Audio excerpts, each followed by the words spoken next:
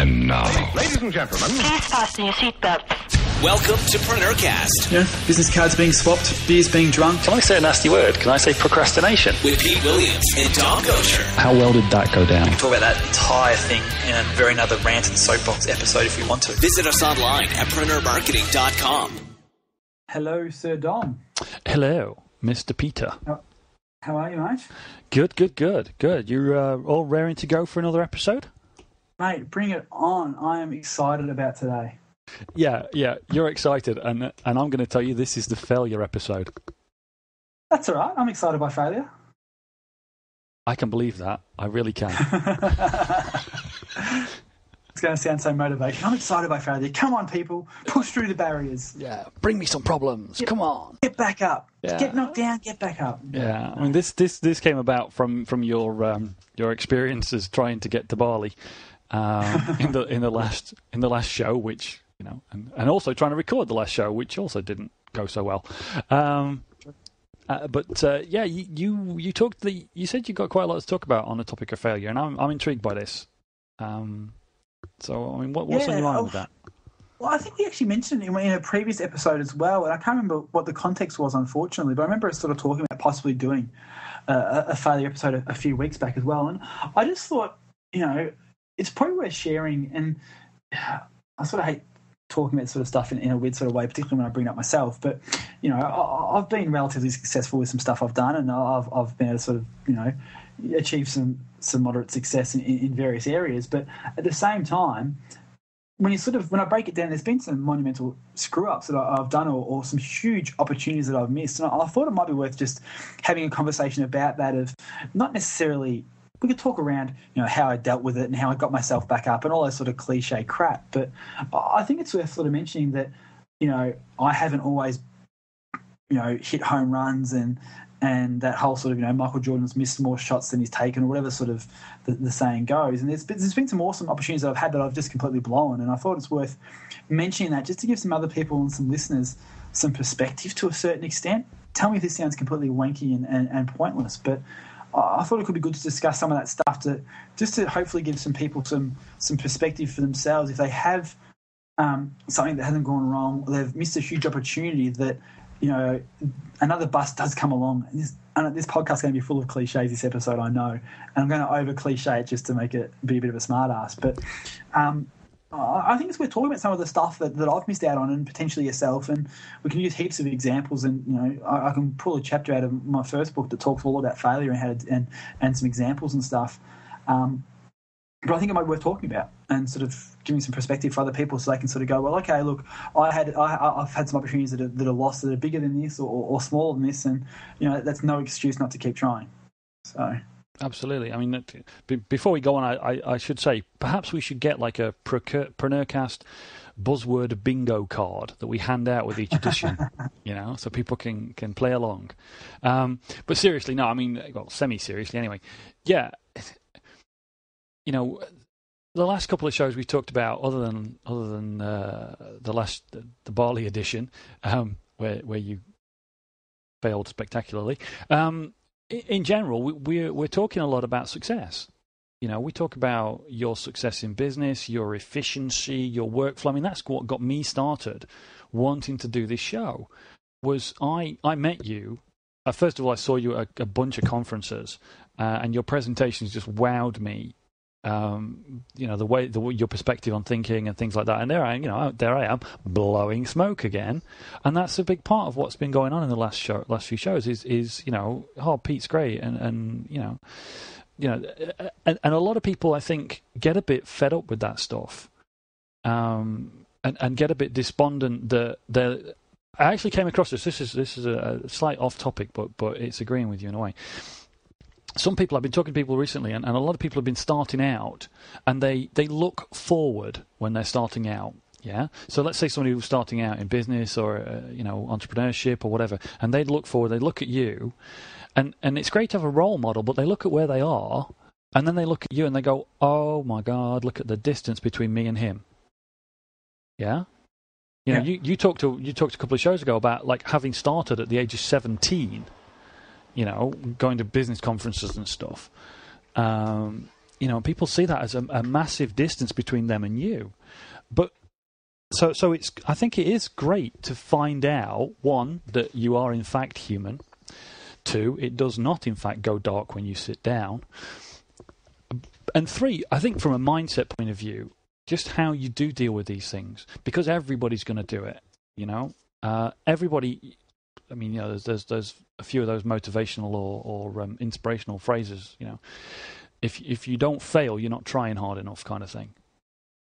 Absolutely, and it's all cliche, but it's a cliche for a reason. Mm.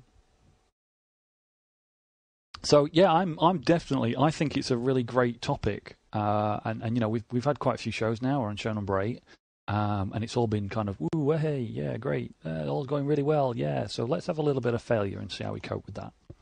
Yeah, cool. Well, look, there's probably I've been thinking about it sort of for a couple of weeks since we sort of first spoke about possibly doing an episode, and there's probably there's probably 4 quick stories I can share, and we can kind of just talk about some of the bigger opportunities that I've had that I kind of screwed up on various levels or left on the table or whatever you want to refer to it as. And I thought it might be worth just potentially just discussing and sharing. So. I guess the first one was actually back when I was about 16 or 17, I guess, is sort of one example. And my family, we were very much involved in the professional basketball leagues here in Australia with a club called the Geelong Supercats, who's no longer in the professional league. The league downsized a few years ago and have had quite a few problems, but it's a whole other discussion and rant about that. But we were quite involved with that team from a professional level. And I originally, when I was younger, wanted to be an agent, like a sports agent. And this is actually even prior to Jerry Maguire, the movie coming out. So that was my sort of original life plan, was to sort of be an agent and be doing deals and a lot sort of, stuff that comes along with that. And I was able to get work experience at a company called, I think at the time it was called Advantage International, which then became Octagon Sports Management. I'm not quite sure what it is now because I think they've changed the name again, but it was one of the largest sports management firms around the world and had an office here in Melbourne. And I can't remember how I was able to get some work experience there, but they didn't normally take work experience kids on, but somehow I was able to get work experience there. Again, I don't know how it works around the world, but one of the things you do when you're in, I think it's around about year 10, so what's that? Sophomore. When you're a sophomore in high school, I think it is the equivalent of here in Australia. You go off and you do at least a week's worth of work experience at a company. You go and basically work for about $20 for the entire week, and you lick envelopes and do really shitty work so you can experience what the real world's like. Is sort of the theory behind it, I think. But I was able to get this week's worth of work experience at Advantage International, and had an awesome week. And for whatever reason, must have done well to a certain extent. And I remember the Rochelle. I remember her name because I was like, the first time I ever heard someone's name, it sounded like Michelle, but wasn't Michelle. Like, Rochelle, that's a weird name. So I've always remembered that. And I remember her saying to me that at the time, saying, if you ever want to come back for work experience during school holidays, we'll happily have you back. You've been amazing. We don't normally take work experience kids, but we'll have you back for every school holiday you ever have. As long as you want some work, you'll always have it. And I walked away from that week going, holy crap, this is awesome. I'm going to go back every school holidays and work every school holidays and just sort of not get to learn the industry, learn the people, know the people, all that sort of stuff. And it was a huge opportunity for me to sort of, no one else my age would have had that opportunity. They didn't take work experience kids full stop. I was able to get my foot in the door, and I had this opportunity to just open that door wide open for, the future through the rest of high school and, thinking, college, then straight into a job kind of thing, which is really, really cool. I never went back. Never called them. Never went back. Is probably the first thing there. And if you ask me why, I have no idea why we ever went back. It was still my dream up until first year university or college, when I sort of decided that sports agent management wasn't the thing. It was still what I wanted to do when I finished high school, and started off with a part of a law degree, and was like, yep, that's what I need to do to become an agent, blah blah blah. So it wasn't that the whole dream stopped 6 weeks later, but for whatever reason, I had this huge opportunity, and just didn't follow through with it for whatever reason, and basically screwed that up, which was interesting. So that's a bit of a story of a huge opportunity that I let go. But I didn't let it define me. Is probably part of a lesson there. Wow. So, yeah, it's something that probably, I think I've ever shared that before, not that it's really that amazing or deep, but, yeah, something a bit interesting that probably not a lot of people know about. I think that's not that uncommon, especially when you're younger. You know? Oh, absolutely. But I'm actually going to tie this into something that we were talking about a few shows ago, because I've been back listening to the other shows again for various reasons, and it sounds irrelevant, but I think it's pretty much the same thing. Recently, I was listening to somebody else who's talking about going to conferences and making the most out of going to conferences. And the summary that they gave was that going to conferences isn't about the things that you learn; it's about the people that you meet. And something that you said a few shows ago really resonated with me, and is connects all this thing together in a holistic manner. There's my word for the minute.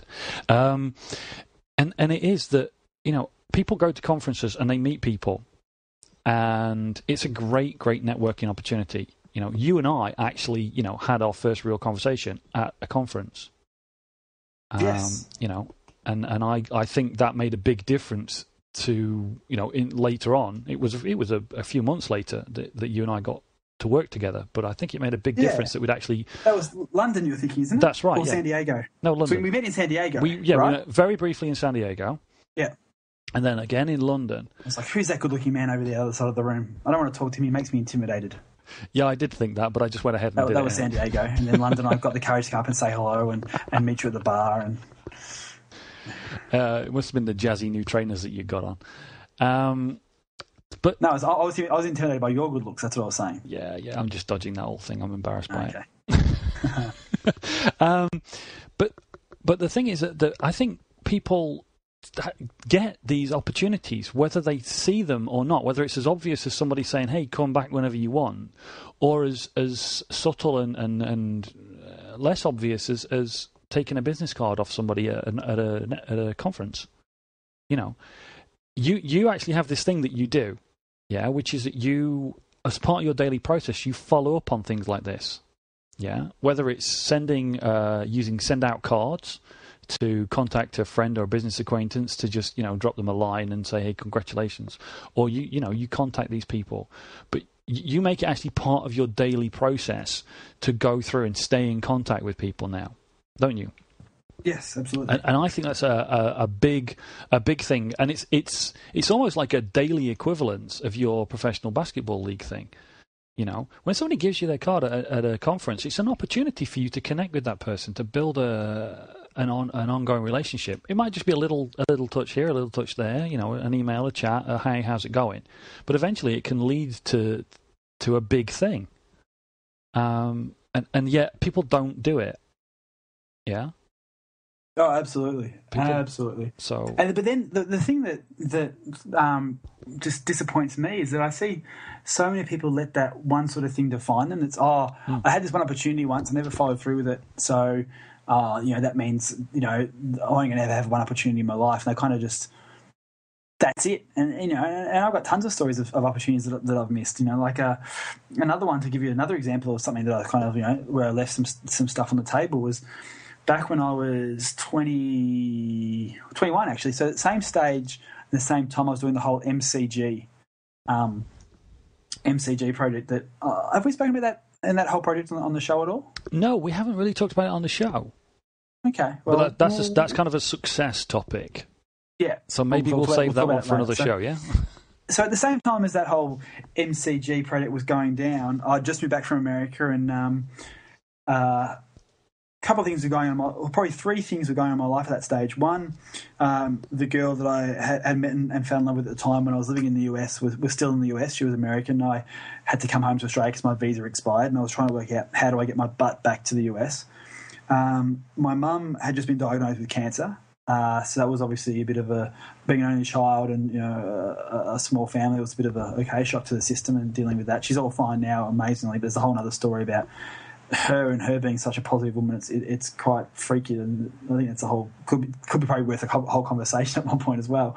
But the third thing that was happening at the same time as well is a friend of mine, or who's now become a good friend of mine, I guess you call him an acquaintance at the time, Steve McKnight, who is a huge name here in Australia in the property investing space. He's probably the leading expert or information marketer on property investing advice and tips, and has written a number of best-selling books now. Was just starting a program that was called the MAP program, a Millionaire's Apprenticeship Program is what he called it. And the whole idea was that he was going to mentor about 8 people, I think it was from memory, through from zero to having $1 million worth of property under management or within 12 months. And it was going to become the content of his second book at the time.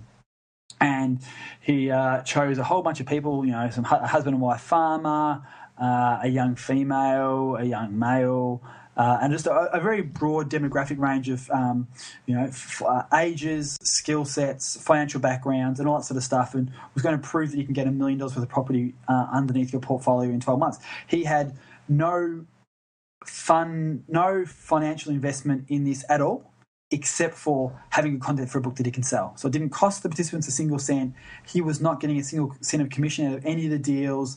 He wasn't selling the finance. He wasn't selling the properties. It was completely just free mentoring advice from a multimillionaire property investor himself, an information marketer and all that sort of stuff, to give him good content for a book that he could obviously then leverage in his profile to sell more of his information products. So I was very, very open and genuine offer. And I was actually lucky enough or able to be, or whatever term you want to use, to be one of those 8 participants, which was awesome. Very, very cool. And such a good opportunity again. You're thinking, 21 years old, got the opportunity to have $1 million worth of property under management within 12 months' time. Huge opportunity.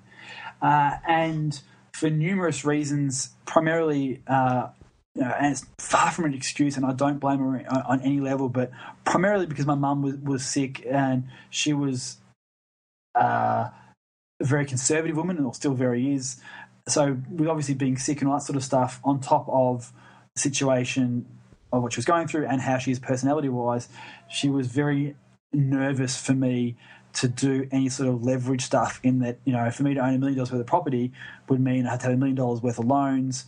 And she was very, very worried about, what are the possibilities of going wrong and all that sort of stuff. So I didn't fulfill that program. I actually ended up dropping out about halfway through on my own personal accord, because I was just like, I don't think I can do this right now because of the distractions with mum, and I just wasn't putting enough effort to do it, because I felt that I shouldn't be doing it because mum felt nervous for me, and all those sort of huge amount of internal conflicts and stories that were going around in my mind. And I actually ended up pulling out of that program, and I've gone on to invest in property since, and I've had a nice little property portfolio and all that sort of stuff, and learnt so much through that process around information marketing and investing in property and all that sort of stuff in general. But that was a huge opportunity that I kind of, I guess, another thing where, to have $1 million worth of property in ownership within 12 months at the age of 21, that could have made a even bigger difference, or a huge difference to the financial position that I would have been in at age 22, 23 and 30. So that's another, and again, a lot of people would sort of say that, holy heck, that was a huge opportunity. If you didn't complete that, then what does that say about you, who you are and all that sort of stuff? So... No, see, now that I completely disagree with. To me, that is a diametrically opposite example. The professional basketball league thing, the kind of work experience as a sports agent, they offered you something and you just let it sit there. You literally left it on the table. You took no action, right? Yeah? Yeah, absolutely. Okay. But the Steve McKnight thing is completely different to me. To me, you took what was offered, and I, knowing you gave it everything you'd got, which, is a side topic, which I'll come back to in a second about things of this nature. But you gave that everything you got until you decided you couldn't keep it going. Yeah? Yeah, exactly right. You didn't wimp out. You didn't tail off. You didn't drop out. You didn't just, let it slide and, it just faded away. So you didn't fail, in my mind. You didn't fail to make the most of what you'd got and what was offered. You made the most of it as long as you could. And then that's the lesson. That's exactly right. Yeah. I couldn't agree with you more. And that's, I guess, I'm glad you saw that in that, because that's hopefully what I hope a lot of listeners really get out of these stories as well, is that it's how you define the situation that makes it a success or a failure, or just an event. Things don't have to be put into the success and failure bucket. Things can just be as they are. Yeah, I mean, we used to have a joke back in my days of working at Xerox. We used to have a joke. We used to call things like that an opportunity. It wasn't a failure, or it wasn't a screw up, or whatever. It's an opportunity to learn in this case. Exactly. Sometimes it was said with more sarcasm than others, but I mean, to contrast, let me contrast this from my own experience and from people that I know. You took this opportunity, and you say, this guy put no money in, he just offered to mentor people and whatever else. And you kind of put your money on the table to take part. You got to invest in the property. You got to find the funds and take the loans and things, right? Exactly right. You had to do it all yourself. You had to find the funding. You had to find the partners if you didn't have the cash. You had to find the deals. You had to do the whole. Had to do all the work yourself. But let's look at the important extra step that you didn't have to do. You didn't have to reach into your pocket and pay this man any money up front to get started. In other words, it wasn't like a paid mentoring or a training course or an info product or any of those things, right? Correct. Okay. Just as a side note for those interested in real estate investing, he actually has gone on and turned that whole program into a program that you can actually join up with and do the mentoring, which I do highly recommend. But that's a whole other thing. I don't doubt it in any way, shape, or form. The guy strikes me as a very clever guy who gets other people to generate his content. Look at that for leverage, eh? And the thing is, you didn't pay this guy for anything, but you still, you made the most of it. You actually took it for the opportunity that it was, and did your best. But I know people that have paid moderate to incredible amounts of money for mentoring advice or information products, and everybody knows them. They paid the money, and this information product sits in the shrink wrap on the shelf. Oh, that bugs me. It's like they I don't know, what do they think? Osmosis is going to work? They're going to get it through, they're going to just the knowledge will seep into them off the bookshelf, or with mentoring, you pay the guy or the lady the money, and you attend the weekly calls, and they tell you what to do, and they're not going to do it for you. The thing that frustrates me even more than someone who buys a course or a program or a manual or whatever sort of term you want to use and doesn't open it is the person who does open it and then thinks they've read it once and they know better than the teacher and then go and try and shortcut it or fast track it or do it differently. That's just like, well, why did you buy the money? This is my thing, is that the student should always become smarter than the master. If you're a good teacher, the student should become smarter over time. Yes. That's exactly how evolution occurs. Mm-hmm. And evolution in everything, and particularly in education. But before you can actually, for want of a better term, F with the system, you have to actually have gone through and internalize that system. So buy the course, shut the F up, and follow the steps. Then once you've done that, then by all means try and hack it and break it and refine it and do it better. But don't get halfway through and think you can do it better, and then I just find that inconceivable. And I don't know if that's my personality or my mother being a maths teacher, is it's like she's taught me that as a student, be the student. Yeah, I mean, that in itself is a whole different topic. I mean, that is along the lines of I have a little bit of a side interest in design and art and creativity and things. And something I was reading about recently, which is a very, very common topic, is you learn the rules so you know what it is you're breaking. Exactly. That's a very big thing about design and art and things like that. And I think to tie it back to the whole failure conversation, I think that can be defined, as a failure, is that if you go and buy an information marketing product, because I'm guessing a lot of people who are listening to this have invested in courses and programs that, have you gone and actually implemented that stuff there? Because realistically, let's cut all the bullshit aside. People who listen to this, who are listening to this, have probably invested in some sort of marketing program at some point. I'm guessing that's who would be actually inclined to listen to this. And I'm keen to get people's comments, whether you leave comments on the blog or reviews and comments in iTunes would be preferable, obviously, because it helps our ranking. But I would be keen to hear people's feedback around this, because I think everyone knows enough right now to be making more money and being more successful, open quotes, close quotes, than they are right now with the product and knowledge they already have, if they just go and implement it.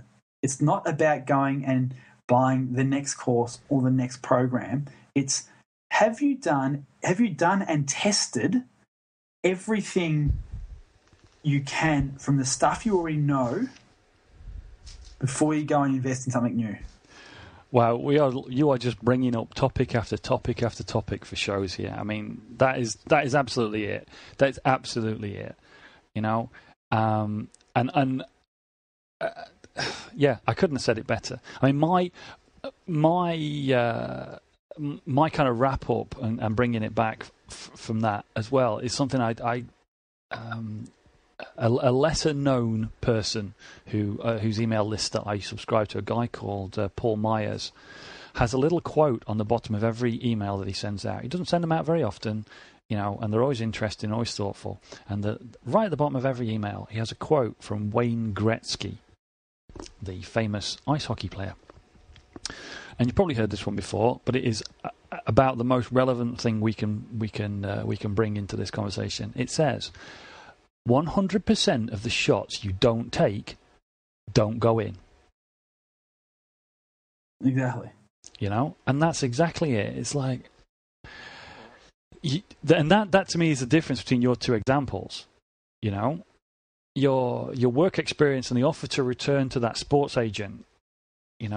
It was there. It was in front of you. It was an open offer, a positive thing, and an unusual thing as well. It was kind of above and beyond, because you knew these people didn't take, under normal circumstances, work experience people. So it was a more of an offer than just an average kind of, I guess, give us a call if you've got nothing to do kind of thing. And that one was definitely 100% left on the table. But the Steve McKnight thing, you got something out of that. You got as much out of that as you could. Yeah? You took the opportunity, and however limited use you could make of it, you took it. And I think, I imagine that the knowledge that you got from that, you carried on using it, and kind of really wringing the most out of it. So let's say, you're only on the program for a week, but you got a week's worth of information and mentoring, and you've probably used a lot of that knowledge ever since, yeah? Oh, no doubt at all. Yeah. And that I think... Go on. No, go ahead. No, I was going to say, that to me is back to what you were saying.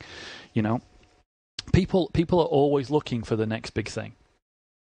They think the next, an iPad 2 is going to make them more efficient than an iPad 1. They think this new piece of GTD software is going to make them more organized.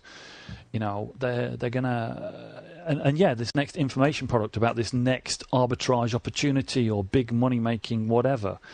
And yet what you said is absolutely right. If you've studied any information product, certainly in the marketing or business space, if you've read the Emyth, one of our favorite topics of conversation, the Emyth book by Michael Gerber, okay, you've read it, but have you done it? Exactly. And I guess it's sort of, summing it up to a certain extent, where we sort of talk about, trying to do new things and failure and all that sort of stuff. I remember in one of the workshops that Steve gave, he said something, I'm going to try and paraphrase a little bit, that really resonated with me. And he basically stood there for about 10 minutes and fundamentally kept repeating this same statement. And the essence of the statement was, realistically, if you take a shot at something, be it trying to go and buy some property, was obviously the context that he was talking about, and you screw up, you can always get back to the position you're in right now. If you really sit and think about it, and think about it at least till you agree with me, that if you stuff something up, you should always be able to get back to the position you're in 99 times out of 100. The same level of job, the same level of income. Realistically, it shouldn't be that hard for you to get back to where you are right now. So what really do you have to lose? And that was the mindset I used with the whole MCG thing and stuff like that. But I was able to say, hey, I'm 21 years old. What is my worst case scenario? I go get a job. But even now, for people I see in my peer group, what is the worst that can happen to them? They go back and get another job and they live the same lifestyle. They might have as many assets in the bank, but realistically their lifestyle from day to day, they can get back to very, very quickly. But I guess this is the kind of the moving forward from failure. We've talked about two different kinds of failure there, and this now is to me moving forward from that, which is, people are afraid to fail. I know this. I was. Oh, it's human nature. It's human nature. Danger, fear, all that stuff. It's all human nature, and whether you're aware of it or not, we try and stop ourselves from doing things that are going to cause us to fail. But I think that quote from Steve is really good. And I think it's a good thing to end on. As we close in on our trying to keep it to time. I've failed quite a few times in the last couple of shows, but it is a good thing to end on. You've got to fail to learn, because you've got to try to learn. You've got to do something to move forward. So you've got to take the chance and risk failure. But yeah, as Steve said, if you have a go and you fail, you can always get back to at least to where you are. Oh, absolutely, absolutely. So cool. Well, let me actually. I want to do something a bit quirky. I'm keen to get a bit of audience participation, if you can hear me. I want to run a bit of a quiz, and I'm keen to hear people's answers and suggestions. So, iTunes, comment this up, or on the blog, or email, or Twitter, or whatever you guys feel like it. I'll be keen to see who can get this answer. Okay. This person was born into poverty in 1809. He started a business and it failed in 1831. He ran for state legislature and lost in 1832. He failed in business again in 1833 and lost the money that he'd borrowed from friends to start that business. He then had a nervous breakdown, medically diagnosed nervous breakdown, I believe, in 1836. He was defeated when running for Speaker in politics in 1838. He was defeated again when running for Elector in 1840. He was defeated when running for Congress in 1843 and 1848. He was defeated again when running for Senate in 1854 and 1858. And then was also defeated when running for Vice President in 1856. Who was this person that got knocked down and failed so many times? I'll be keen to see if people can pick it and shoot us some comments on the blog, or preferably, again, as I said, on iTunes. So let us know who you think the answer is, and we'll reveal it in the next episode. Cool. Look at that. We're audience participation and everything. That's it. We are a fully rounded show. See you next week. Okay, mate. See you soon. You've been enjoying another fine episode of PreneurCast with Pete Williams and Dom Goucher. Make sure to hang out with the boys online at www.preneurmarketing.com or drop them a line via PreneurCast@preneurgroup.com.